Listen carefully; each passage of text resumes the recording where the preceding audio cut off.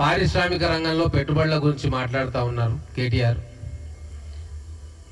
కేవలం కేటీఆర్ గారు విదేశాల ట్రిప్లకు పోయినప్పుడు, దావోస్కో ఇంకొకరికో పోయినప్పుడు ఏదో ఒక ఎంఐయు అనుకుంటా మీడియా హల్చల్ చేసేది, అది మీ అందరికీ తెలుసు.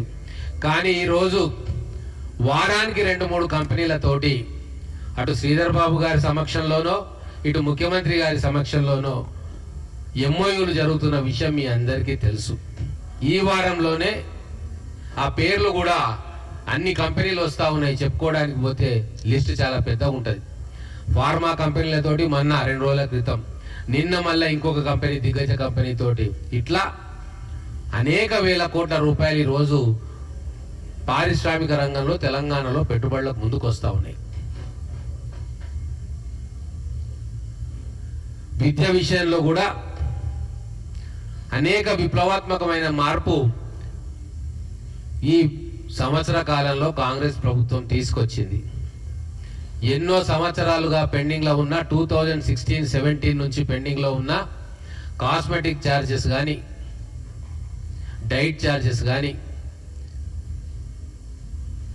విద్యార్థులు ఎంత కోరితే, అధికారుల నిపుణుల కమిటీ ఎంత కావాలని అడిగితే అంత ఇచ్చేసి మొన్ననే రిలీజ్ చేసి ఈ నవంబర్ 1 నుంచి ఇంప్లిమెంట్ చేస్తా ఉన్నాం.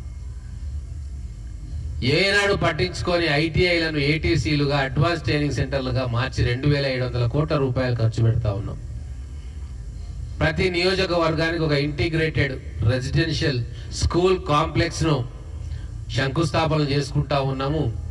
కొన్ని ఆల్రెడీ కన్స్ట్రక్షన్ మొదలు పెడతా ఉన్నాం.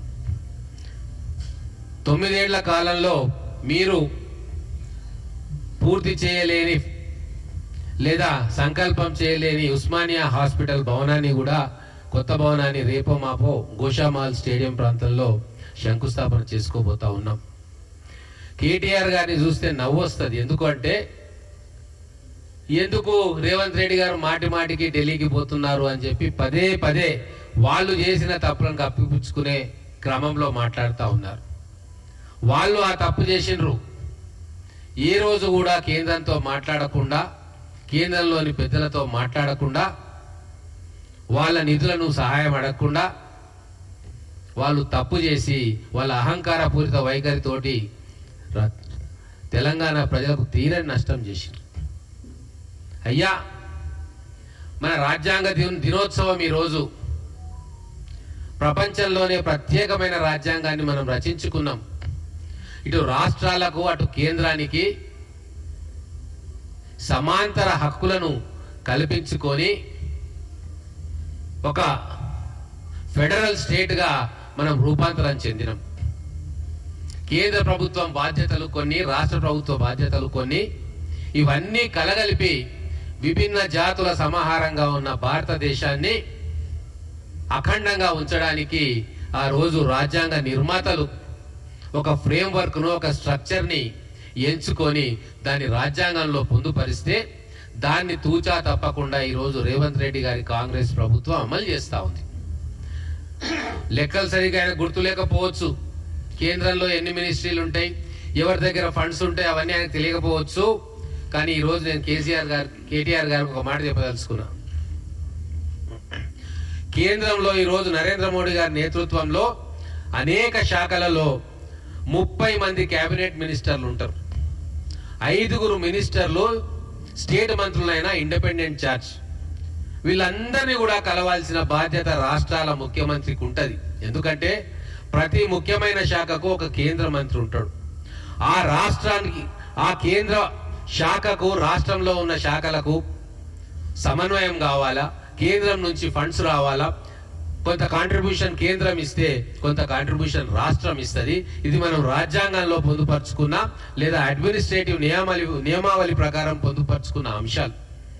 అంటే 35 మంది కేంద్ర మంత్రులను రాష్ట్ర ముఖ్యమంత్రులు వెళ్ళి కలిసి రాష్ట్రంలో జరిగే ప్రాజెక్టులు కావచ్చు, వాటికి నిధుల సమీకరణ కావచ్చు, పాలసీ అంశాలు కావచ్చు, లేదు భవిష్యత్తులో రాష్ట్రానికి తీసుకువచ్చే అంశాలు కావచ్చు, లేదు దేశానికి సంబంధించిన అంశాల పట్ల ఆ కేంద్ర మంత్రులతో మాట్లాడే, అభిప్రాయాన్ని పంచుకునే బాధ్యత ఒక యూనిటరీ స్టేట్ కాదు, ఒక ఫెడరల్ స్ఫూర్తితోటి ముఖ్యమంత్రులకు ఉంటుంది. అది కాంగ్రెస్ ముఖ్యమంత్రి రేవంత్ రెడ్డి గారు తూచా తప్పకుండా అమలు చేస్తా ఉన్నాడు. అసలు మీరు రాజ్యాంగం చదివితే కదా, తెలంగాణలో భారత రాజ్యాంగం అమలు కాలేదు కదా. 2014 నుంచి వాళ్ళు గద్దె దిగేదాకా కేవలం కల్వకుంట్ల రాజ్యాంగం అమలైంది. కల్వకుంట్ల రాజ్యాంగంలో కేంద్ర మంత్రులను కలవకూడదు, ప్రధానమంత్రి వస్తే ఆయనతోటి మాట్లాడకూడదు, ఏ సహాయం కూడా కేంద్రం నుంచి తీసుకోవద్దు, మొత్తం నేనే చేసిన, కేసీఆర్ వల్లనే ఇదైంది అని చెప్పి తెలంగాణ ప్రజలను భ్రమపెట్టే ప్రయత్నం చేసి చెవులో పువ్వు పెట్టే కార్యక్రమం ఈ 9.5 సంవత్సరాలు చేసిండు. కానీ కాంగ్రెస్ ప్రభుత్వం అట్లా చేయదు. ముఖ్యంగా రేవంత్ రెడ్డి గారు మొదలే చెప్పిండ్రు, కేంద్ర ప్రభుత్వ సహకారంతో నిధులు తెచ్చుకుంటాము, కుప్పగూలిన ఆర్థిక వ్యవస్థను గాడిలో పెట్టడానికి కేంద్రం కూడా తమ వంతు సహాయం చేయాలి. కాబట్టి వాళ్ళను ఎన్నిసార్లైనా కలుస్తా, రాష్ట్రానికి వచ్చే ప్రతి ఒక్క రూపాయిని నయాన్నో భయాన్నో రిక్వెస్ట్ చేసో డిమాండ్ చేసో తీసుకొచ్చి తెలంగాణ ప్రజల రుణం తీర్చుకుంటా అని చెప్పి రేవంత్ రెడ్డి గారు అనేక సందర్భాలు